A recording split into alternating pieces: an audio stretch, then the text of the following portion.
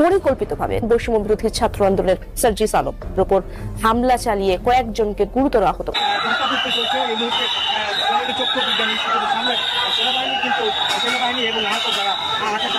তিনজন ব্যক্তি আসছে, তারা ওখানে অন্তর্ভুক্তি বা আমাদের সহযোদ্ধা, তাদের উপরে নির্মমভাবে হামলা চালাইছে। শার্টের কলার হইতে শুরু করে নাক মুখ বাইরা ঘুষা তারা দিছে সেনাবাহিনী। আমাদের এক ভাই শুধু হামলা না, তারা বুট জুতা দিয়ে তাদের হাতের পিস্তল দিয়ে আমাদের ভাইদের উপরে এভাবে মারধর করা হয়েছে।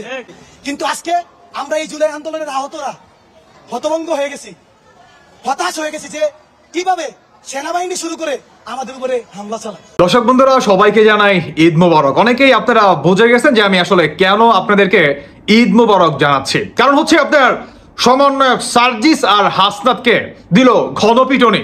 কারা? যে সমস্ত সাধারণ শিক্ষার্থীদের হাত ধরে আপনার আওয়ামী লীগ সরকারের পতন ঘটে, কিংবা সাধারণ শিক্ষার্থীদের মস্তিষ্ক, তাদের জ্ঞান, বুদ্ধি, আবেগ, বিবেক সমস্ত কিছু আপনার কন্ট্রোল করে নেয় এই অন্তর্বর্তীকালের সরকারের অধীনের এই রাজাকাররা। আর বর্তমান এই রাজাকারদেরই গণধোলাই করলো সেই সাধারণ শিক্ষার্থীরা। দর্শক বন্ধুরা, বলতেছিলাম সমন্বয়ক সার্জিস আর হাসনাতের কথা। এই দুইজন আপনার মানে অলমোস্ট এক বছর পরে আইসা এই দুইজন ব্যক্তি যারা নাকি আহত পরিবার বা আহত হয়েছে, এদেরকে হসপিটালে দেখতে যায়। বুঝতে পারেন কেন দেখতে যায়? মানে এতদিন তাদের কোনো খোঁজ খবর ছিল না। যেখানে প্রায় আহত শিক্ষার্থীদের পরিবার, তারা রাস্তায় তাদের বাপ মা, গার্জিয়ান, আত্মীয় স্বজন, তারা ভিক্ষা করে তাদের সেচ সম্বল সন্তানকে বাঁচানোর তাগিদে তারা রাস্তায় নেমে যায়। আজকে সেই মায়ের হাতেই বর্তমান খেলো চর থাপ্পড় সমন্বয়ক সার্জিস এবং হাসনাত। দর্শক বন্ধুরা, আপনার এতদিন পরে আইসা এই এনসিপি পার্টি গেল এই আহত পরিবারদের দেখতে। কেন গেছে? কারণ সামনে হচ্ছে আপনার সরকারি নির্বাচন, সামনে হচ্ছে বাংলাদেশের ক্ষমতার সেই মধুর চেয়ারটি। এই মধুর চেয়ারটি কিভাবে পাওয়া যায়, এর জন্যই বর্তমান আপনার মিডিয়াদের নিয়ে সেখানে আপনার উপস্থিত হয় সমন্বয়ক সার্জিস আর হাসনাত। এবং সেখানেই আপনার তাদের দুজনকে দেখে তাদের গার্জিয়ানরা, তাদের বা আত্মীয় স্বজনরা যেখানে ছিল, তারা সকলে মিলে এই সার্জিস আর হাসনাতের মানে এতদিন যাবৎ আপনার শরীরে বা হাতে যেই জম লেগেছিল, তাদের হাত যেভাবে চুলকাচ্ছিল, অনেকটা আসলে তাদের চুলকানি মেটালেন এই সার্জিস আর হাসনাতের শরীরকে কেন্দ্র করে। এবং সেখানেই তাদের আত্মীয় স্বজন তাদেরকে দেখে ঘন একটা পিটুনি দিলেন। লাত্তি, ঘুষি, উষ্টা, কিল তো আছে। সেখানে আপনার পুলিশ ছিল, সেখানে সেনাবাহিনী ছিল, মানে সকলেই ছিল। অনেকটা সেনাবাহিনী এবং পুলিশেরও কিছু একটা ভূমিকা ছিল। আমি যাই হোক, সেই প্রসঙ্গে আমি যাচ্ছি না, কারণ সেই প্রসঙ্গে যাওয়াটা ঠিক হবে না, যেহেতু এখন পর্যন্ত অন্তর্বর্তীকালীন সরকার।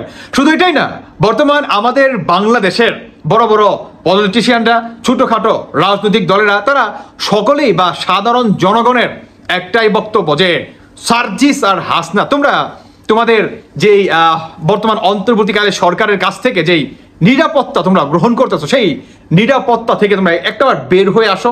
বের হয়ে তোমরা সাধারণ জনগণের কাতারে আসো, তাহলে দেখতে পারবে যে তোমাদের শরীর থেকে হাড্ডি আর মাংস আলাদা করতে সাধারণ জনগণদের ঠিক কতটুকু সময় লাগে। কি বিশ্বাস হলো না?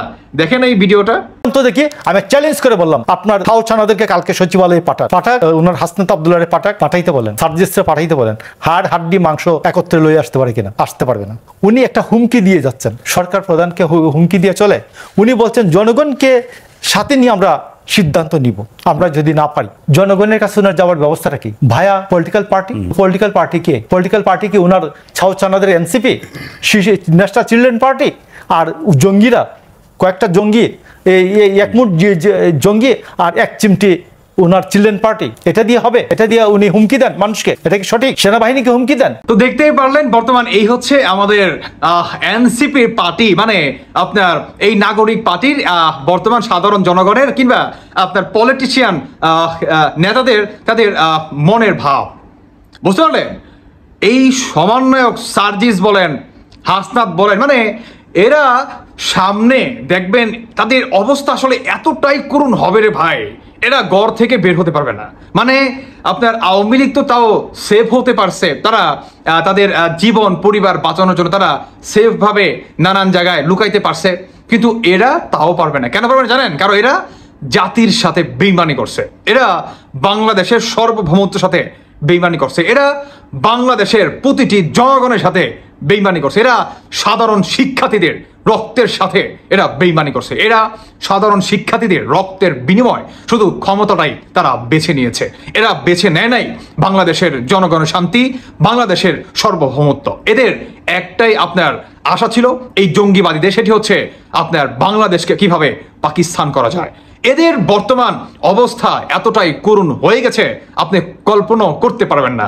সামনে এই সমন্বয়ক হাসনাত, সার্জিস, এদের হাড্ডি যদি না ভাঙছে সাধারণ জনগণ, তারপরে আইসা বললেন শুধু একটাবার এদেরকে বা বর্তমান এই অন্তর্বর্তীকালে সরকার মানে সরকারি যেই নিরাপত্তাটা দিচ্ছে রাস্তাঘাটে, শুধু একটাবার সেই নিরাপত্তা থেকে বের হয়ে সাধারণ জনগণের মাঝে আসতে বলেন, তাহলেই আসল ভূমিকা দেখতে পারবেন।